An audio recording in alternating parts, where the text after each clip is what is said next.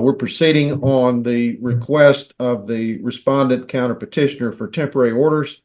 Ms. Mullinax, you're representing Ms. Cobb. Yes, Your Honor, and she is present. We're ready. All right. And Mr. Cobb, are you also ready? Yes, Your Honor, I'm ready. All right. Ms. Mullinax? And I would call Ms. Cobb. All right. Yeah, I noted that it was filed on April the 3rd, 2023. So let's see, Ms. Cobb, Ms. Mullinax knows that this court with a divorce that's been pending this long does not generally like to grant temporary orders, but I will make an exception in this case. Ms. Mullinax, you may proceed. I don't think she was sworn in. I called her. Sorry.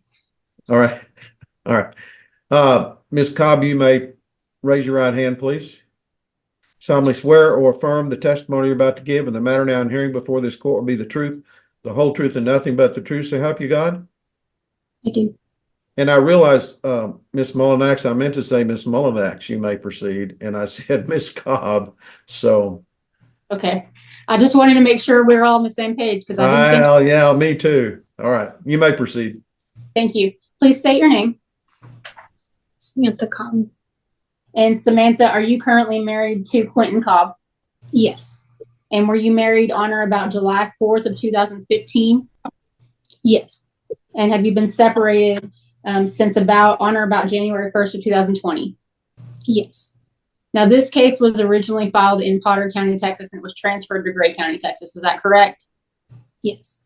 Is it correct also that at this time you do not live in Gray County anymore? I do not. All right. Where do you currently reside? In Canyon, Texas. And when did you move to Canyon, Texas? About 3 months ago. And prior to living in Canyon, Texas, were you residing in Gray County, Texas? Yes. And how long did you live in Gray County, Texas? About 4 years. And so would this case have been proper in Gray County? No.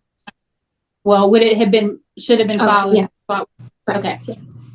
And do you and Mr. Cobb have a child named Cadence Isaac Cobb? Yes. And is his birthday? Yes. And so would I be correct if I said he's almost 5 years old? Yes. All right. And since the separation on January 1st, or on or about January 1st of 2020, what kind of contact, if any, has Mr. Cobb had with the child? For the first month, he would call every so often. For the first, how long did you say? A couple of months. Okay.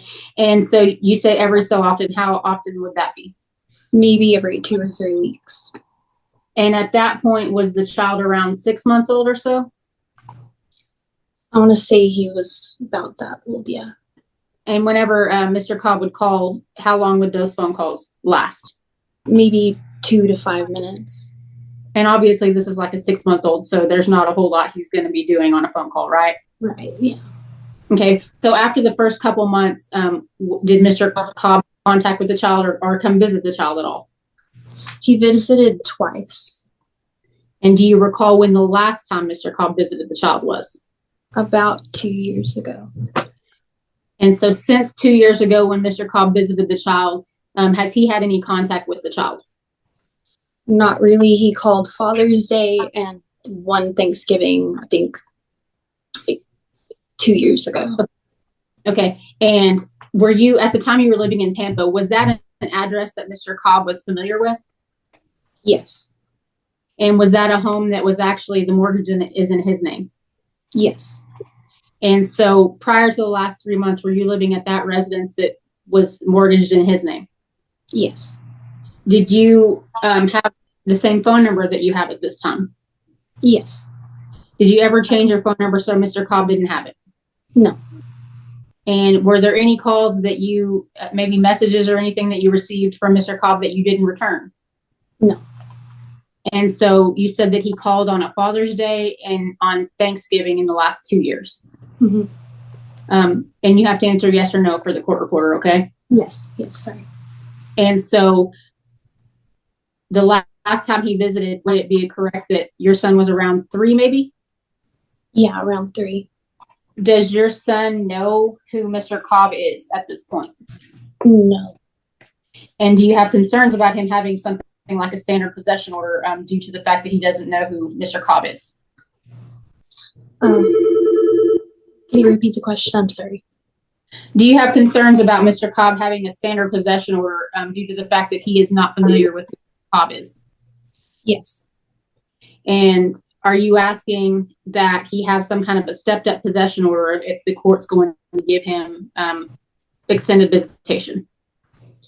I don't mind supervised visitation. Okay, well, I haven't got there yet, but I'm talking about maybe a stepped up possession order where he starts with some visitation that's not standard. Okay. Yeah. And you're asking, you said you were asking for supervised visitation.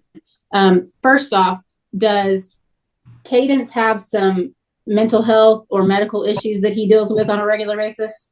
Yes, he is diagnosed with the school as with autism. And that's the school, he was diagnosed through the school, correct? Yes, is level 3, I believe.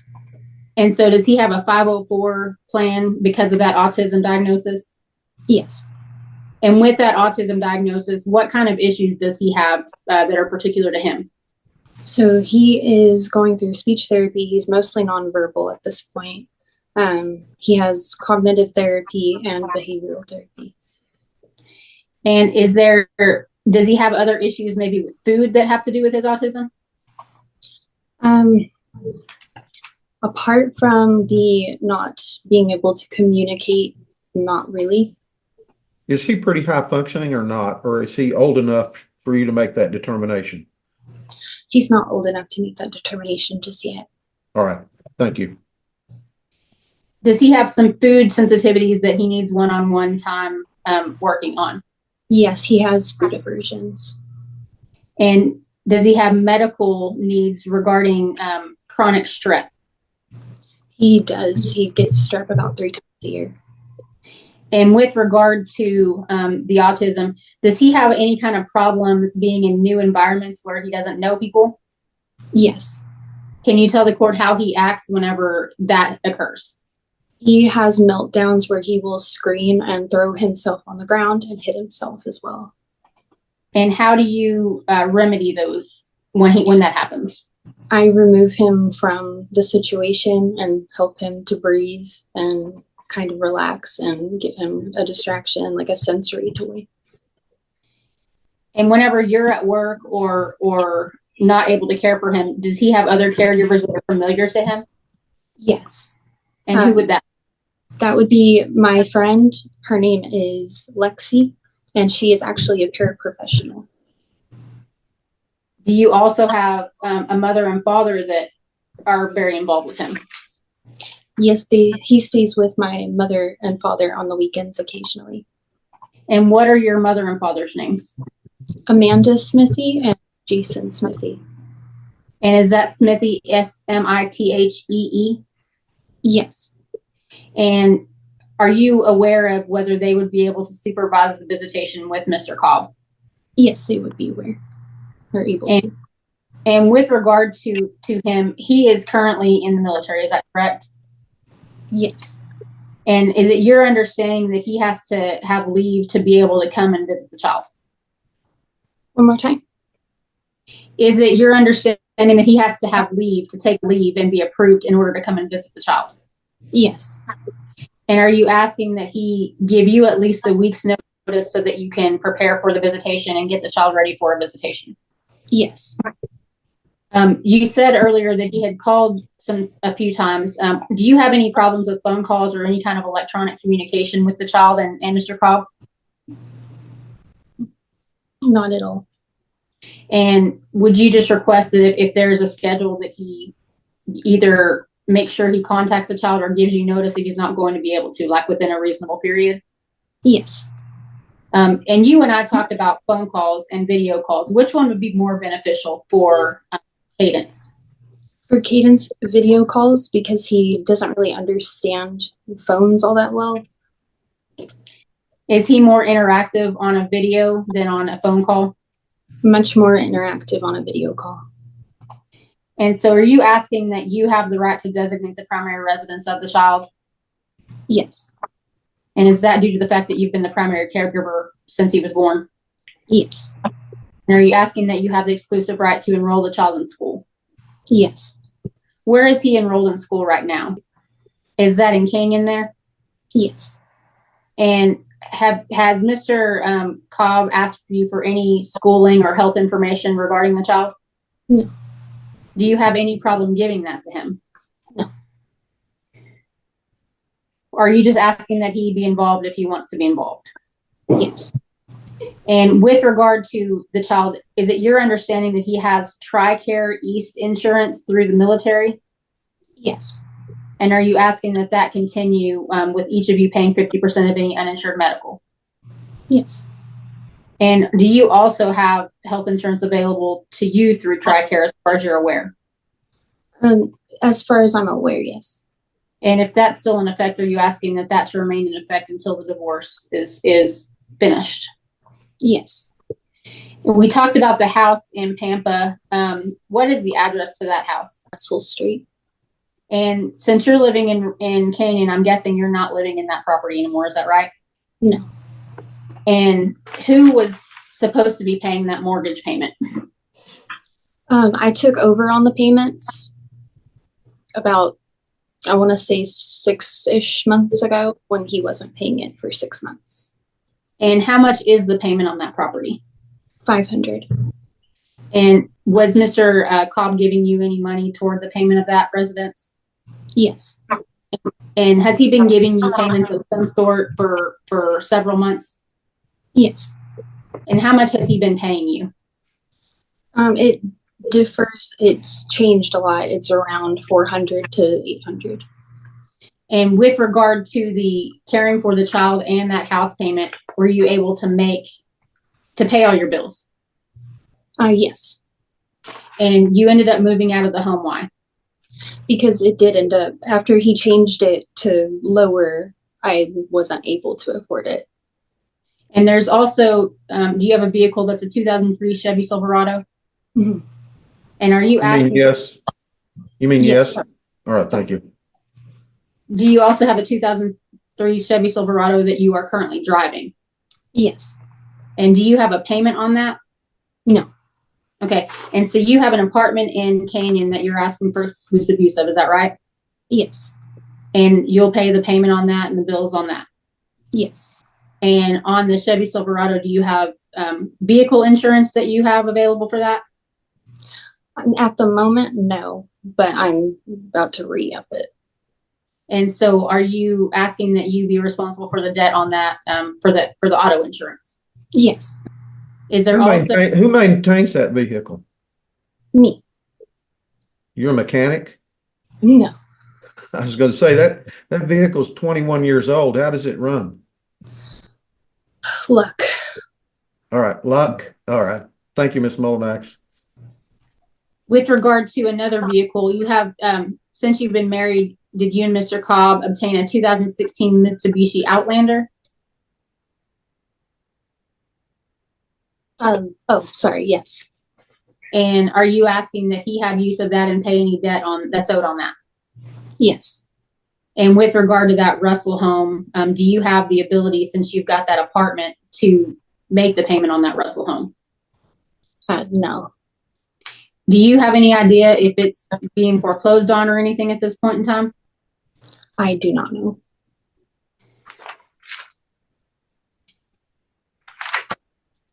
Now, you have provided your income information, and have you looked at the exhibits? Have you been provided those exhibits that we provided the court? Yes. Okay, and so RXA, would you agree with me that that's the financial information statement that you have provided information for? Mm-hmm. Yes. And then RXB looks like your last four pay history for your last four payments. Is that right, from work? Yes. And also that financial information statement includes information that was provided by Mr. Cobb. Are you familiar with that? No.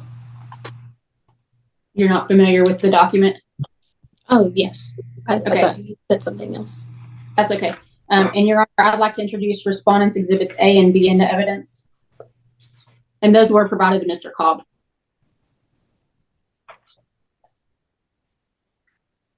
All right, did you offer those exhibits? Yes. All right. And specifically, which ones? A, A and B? yes. Respondents RXA and RXB are admitted. I'm sorry, Ms. Molinax, I was looking at them That's okay. and didn't hear you offer them. That's okay. And Samantha, you brought to my attention that there's a statute for the military about supportive family members that talks about you being able to receive one half of the gross pay, or the gross pay from Mr. Cobb's payment. And are you requesting that to happen? Not necessarily. I just want adequate support. And so are you able, with the income that you have at this time, to meet your minimum reasonable needs? Are you able to pay your bills and things? Barely. Okay. And you work at WT, is that right? Yes. And so Exhibit B, are all those from WT, those pay stubs? Yes. All right. And you understand it's up to the court if he's going to award you any portion that the military recommends, correct? Yes. Okay. Do you believe that supervised visitation and a possible stepped-up possession order is in your child's best interest at this time? Yes. I'm past the witness, Your Honor. Let's see, Mr. Cobb, do you have any questions for this witness? If you wish to testify, you'll be given an opportunity to testify. Right now, if you have any questions for this witness, you need to ask them. Please, sir. Copy, Your Honor.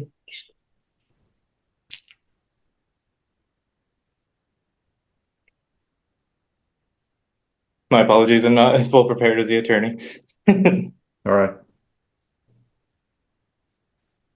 So the separation on or about January 1st of 2020, did we not spend Easter of 2020 together with Cadence in the residence in Port Hueneme, California?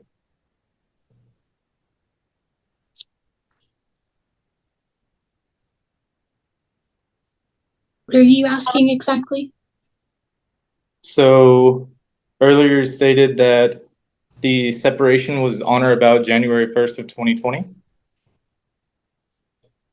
So I'm asking, did we or did we not spend Easter of 2020 together with Cadence at the residence in Port Hueneme, California? We may have the dates incorrect on when exactly I left, but I do know that it was close to around that time. So you left around, or when did you move into the house in Gray County? When we bought it.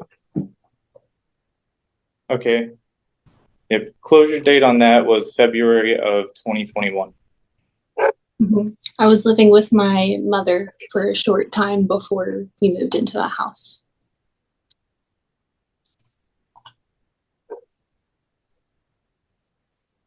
Okay. Other than that, I'm good. I'll withhold everything else for later. You're good with what, sir? I'm sorry. Oh, I'm done with the witness. All right. Ms. Molinax. I have no further questions, Your Honor. Let's see, Mrs. Cobb. Have the care providers, or have you asked them about any kind of special training for Mr. Cobb when he's dealing with Cadence? I'm not sure what that is, but if there is that, I would like that for him. And Judge, I can ask her a couple more questions about that particular issue. If you develop that just a little bit more for the court, I want to make sure that we're all on the same page here, and that Mr. Cobb understands the seriousness of this child's diagnosis, and it may require some special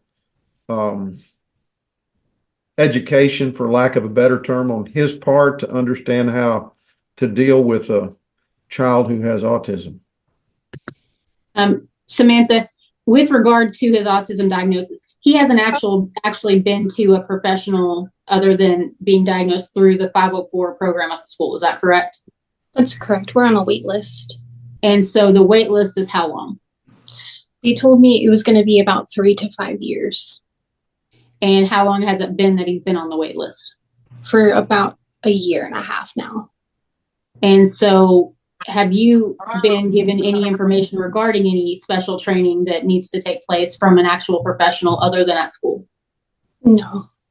And how did you get training? I mean, did you just figure it out, or how do you know how to take care of him? I just figured it out. And is there anything specific that the people at school with the 504 meetings and things like that can provide to help if Mr. Cobb wanted to take part in those? I'm not sure, but I could find out.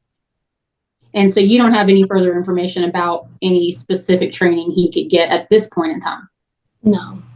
Okay. So can you talk to the people at the school and see if you can get me that information so Mr. Cobb can have that information? Yes. I have no further questions. One other thing, Mrs. Cobb, is your child on any medication? No. He's not? All right. No. Okay. Anything else for this witness? No, Your Honor. All right. You want to call your next witness? I'd call Mr. Cobb. All right. Mr. Cobb, please raise your right hand. You solemnly swear or affirm the testimony you're about to give in the matter now in hearing before this court will be the truth, the whole truth, and nothing but the truth, so help you God? I do. Ms. Mullinax? Thank you. Please state your name. Quinton Lee Cobb. And Mr. Cobb, you are the spouse of Samantha Cobb, is that correct? Correct. Or yes. And you are currently in the Navy, is that right? Yes. Where are you stationed? I'm currently stationed in Mayport, Florida. And you provided my office with a pay stub showing your base pay along with any housing allowances and all of those things. Is that correct? Yes. And you were provided a copy of the exhibits in this case, with that one being exhibit number C. Is that right? Let me double check that, but I believe so. Yes. And is that a true and accurate copy of your pay stub that you provided to us? Yes. And so that shows with your base pay and a housing allowance. And what's a BAS? So BAS is supplement for, one sec. I've got the definition right here. Oh, actually, sorry.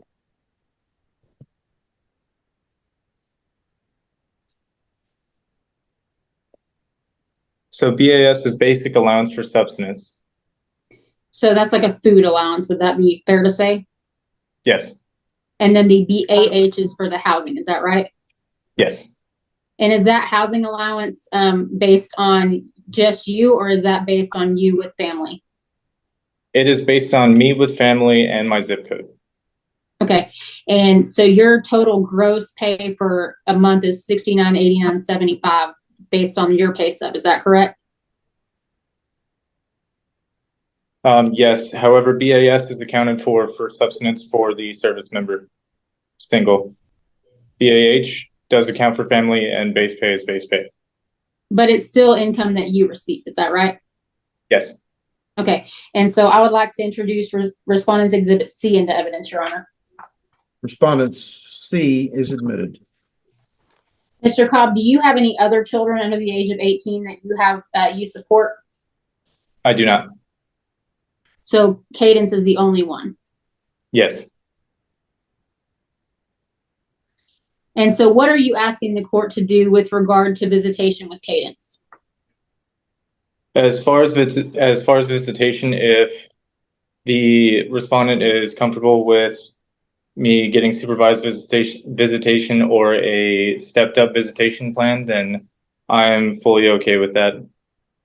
And do you have the ability to give her at least a week notice if you're going to be able to visit?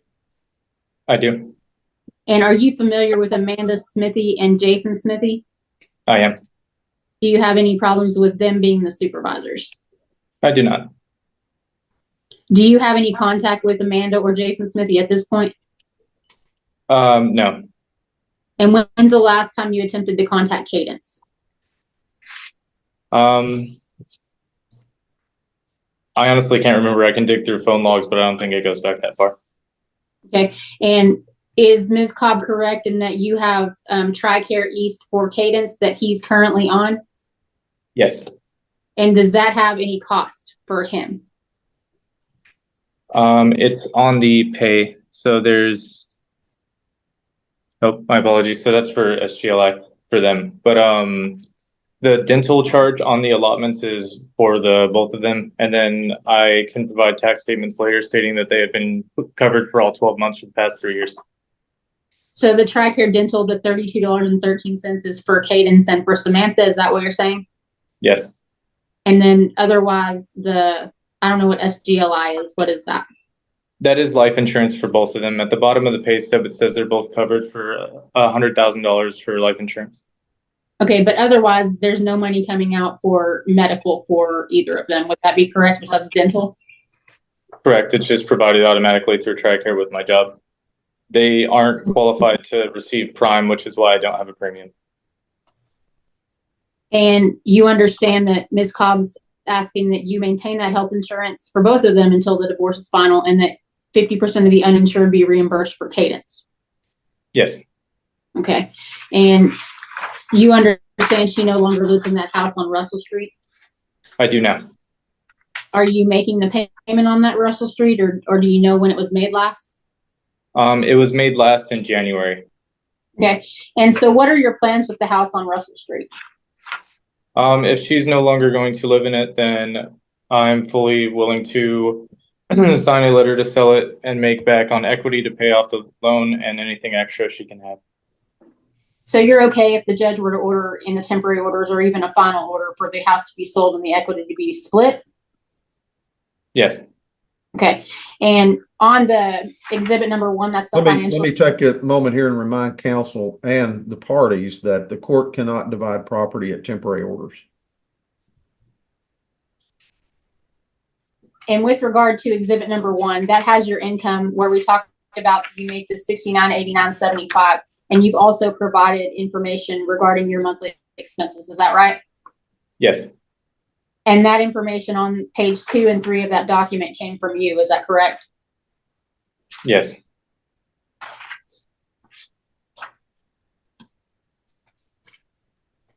And you have a vehicle that's a 2016 Mitsubishi Outlander. Is that right? No. Did you have a vehicle before that was a 2016 Mitsubishi Outlander? No. What vehicle do you have?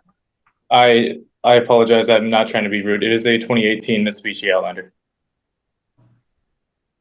And do you have a payment on that? I do. What is the payment? Around $390. I think it's 12 cents, but don't quote me on that. And are you asking the court to give you temporary use of that and you pay the debt on that? Yes. I'd pass the witness, Your Honor.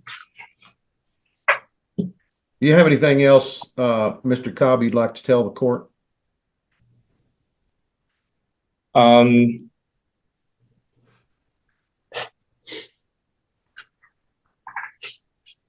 Let's see. So yes, so that house was financed initially for Samantha and Cadence. The whole intention of that was that she wanted to get out of California and they needed a place to stay, so I provided. Total closing costs for that was, one second, my apologies. Yep. Total closing costs for that, I paid $1,114 on 15 January of 21 for the county tax office, and then full closing costs was $634.87. From then, I've roughly contributed, if we're using the 20% rule for support, between the months of January 2021 and March of 2022, I provided $28,504 in support of them. All right. Anything else? I'm not asking for retroactive support at this point, just so the court is aware. I'm aware of that. Got it. No, I did just want to make sure that was known. And then as far as the mental health, I would like it also to be known that I do have access to our program called Genesis, where I can see any diagnosis he is given by a professional. So anything that uses TRICARE for the insurance to give him a diagnosis or medication, I can see on his profile. As far as that, there was a person that called me, I assume when Samantha was trying to set up for the screening, that asked me for Cadence's information to do the screening. I directed them to her via her phone number on that date. I think that was around January of this year. All right.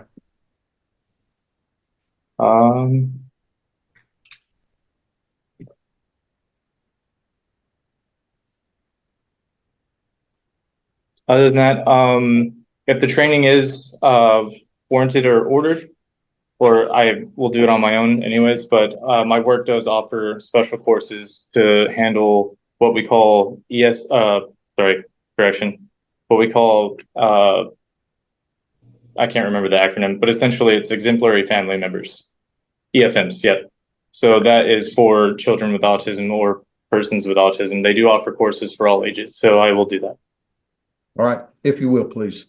I'm sitting here looking at a document that's entitled Mill Persman 1754-030, which I'm sure as all of you know, well, it's been my experience that the military is very intentional and very serious about service members providing support for their families and do not take it lightly or take a lackadaisical attitude toward it. I'm looking at the second page where it says that number of family members and amount of support to be provided in the absence of a mutual agreement or court order. And it says spouse and one minor child, 1/2 of gross pay. So my question, I guess, let me direct it to counsel. Ms. Molinax, are you requesting that amount of temporary support, which would include spousal support as well as child support? Yes, Your Honor. All right. Okay. Do you have any further questions for Mr. Cobb? No, Your Honor. All right. And Mr. Cobb, do you have anything else you want to tell the court? So in regards to that Mill Persman, section 4, the paragraph just above that chart that you were looking at. Yes, sir. It is in bold. So the support scale set forth below may be used as a guide. But further down into the paragraph, it says it is not intended to be used as a basis for any jurisdictional or judicial proceeding. Also, this is a general guideline to cover for states that require a higher percentage of support. So it covers the whole nation versus just Texas. Right. I understand that. Anything else, Ms. Molinax? No, Your Honor. I'd rest. All right. The court will grant the respondent counter petitioner's request for temporary orders in full, including 1/2 of the gross pay for spousal and child support. And then any other matters. Visitation will be, well, possession and access will be supervised by the Smithies, either one or both of them. And Mr. Cobb will give Ms. Cobb at least 1 week's notice to not only prepare herself, but also prepare Cadence for visitation with his father. Did I cover everything by the generic granting of the requested relief? Yes, Your Honor. There is one other thing. We didn't ask for it in the petition, but it may be beneficial if the parties think it would be to do like an app close program to communicate. Oh, what? I'm sorry. App close. Oh, I would order that too. And we can get Mr. Cobb the information for that. All right. Do you understand what she's saying, Mr. Cobb? No, Your Honor. It cut out both times she said it. All right. App close. It's a way for you to communicate with Ms. Cobb and the child as well, right? Yes, there's video and all kinds of different ways to communicate on there. Right. And we'll get you that information, or Ms. Mullinax will get you that information, Mr. Cobb, so you can utilize that. One thing I would request, if you've got a child with autism, it would probably be wise to establish a specific routine for any kind of video conference telephone calls, and not just make them random. Mr. Cobb will have better luck, and Mrs. Cobb will have better luck, and Cadence will have better luck if it's on a strict as possible schedule. And this court is charged to do these kinds of matters in the best interest of the child. So a strict schedule of electronic communication is going to be in the best interest of the child instead of random, just whenever. All right. Let's see, Ms. Mullinax, if you'd be so kind as to prepare an order for Yes, the sir. court signature and submit a copy to Mr. Cobb. It will not be necessary to obtain the parties' signatures on that order. Yes, sir. All right, one last thing, Mr. and Mrs. Cobb.